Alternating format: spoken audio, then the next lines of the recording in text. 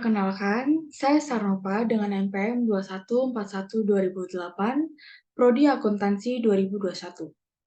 Pada video kali ini, kita akan membahas materi terkait dengan kepemimpinan dan pengambilan keputusan.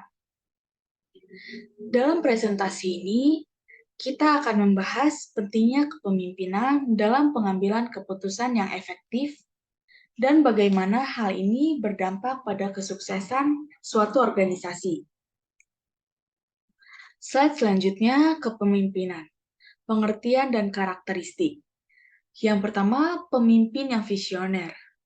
Pemimpin visioner memiliki jangka panjang yang menginspirasi dan motivasi timnya untuk mencapai tujuan yang lebih tinggi. Yang kedua, empati dan keterlibatan.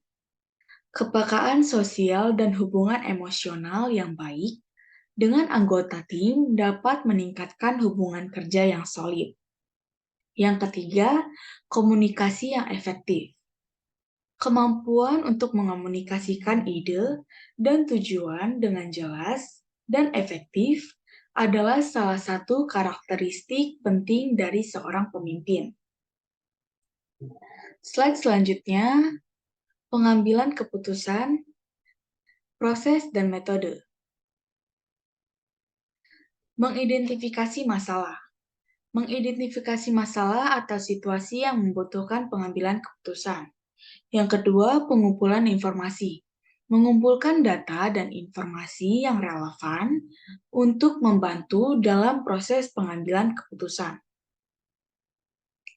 Yang ketiga, analisis dan evaluasi. Menganalisis informasi yang dikumpulkan dan mengevaluasi alternatif keputusan yang mungkin. Yang terakhir, mengambil keputusan. Mengambil keputusan berdasarkan hasil analisis dan evaluasi yang sudah dilakukan. Slide selanjutnya, peran kepemimpinan dalam pengambilan keputusan. Seorang pemimpin yang efektif dapat mempengaruhi dan membimbing timnya dalam proses pengambilan keputusan yang bijaksana. Mereka mendorong partisipasi anggota tim, mendengarkan pendapat mereka, dan mengambil keputusan yang terbaik untuk kepentingan organisasi. Slide selanjutnya, hubungan antara kepemimpinan dan pengambilan keputusan.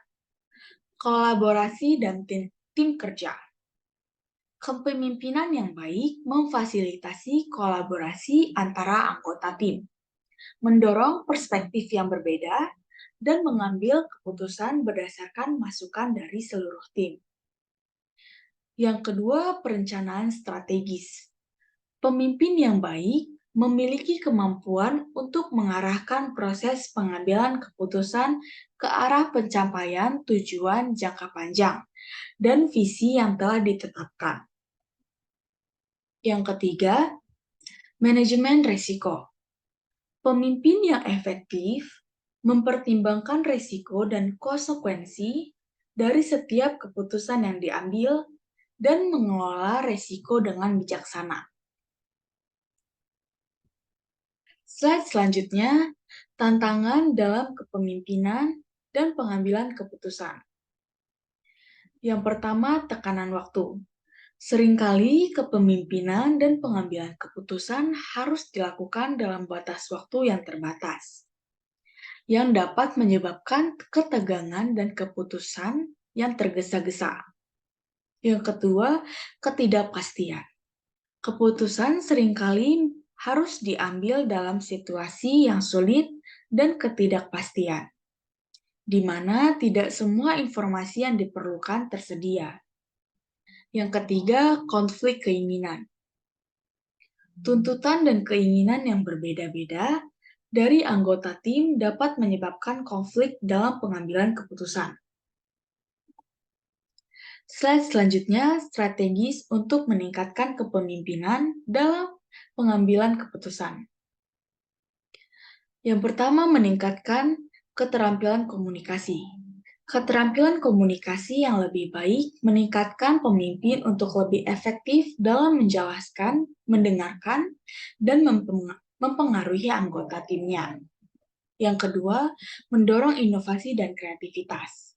Pembangunan lingkungan yang mendukung inovasi dan kreativitas dapat mendorong pengambilan keputusan yang out of the box dan solusi yang inovatif. Terakhir, pengembangan kemampuan analytical thinking. Kemampuan dalam menganalisis data dan menerapkan pemikiran analitis dapat membantu pemimpin dalam proses pengambilan keputusan yang cerdas dan efektif. Slide selanjutnya terdapat kesimpulan dan pesan utama. Kepemimpinan adalah kunci. Kepemimpinan yang baik dapat mengarahkan dan mempengaruhi proses pengambilan keputusan, membawa perubahan positif, dan mencapai keberhasilan organisasi. Kesabaran dan ketekunan. Pengambilan keputusan yang efektif memerlukan sikap yang sabar dan berdedikasi dalam mencapai tujuan jangka panjang. Yang ketiga, perspektif yang beragam. Pendekatan yang inklusif dan mendengarkan berbagai perspektif dapat menghasilkan keputusan yang lebih baik dan lebih holistik. Demikian materi yang bisa saya sampaikan. Apabila ada salah kata, saya mohon maaf. Saya akhiri. Terima kasih.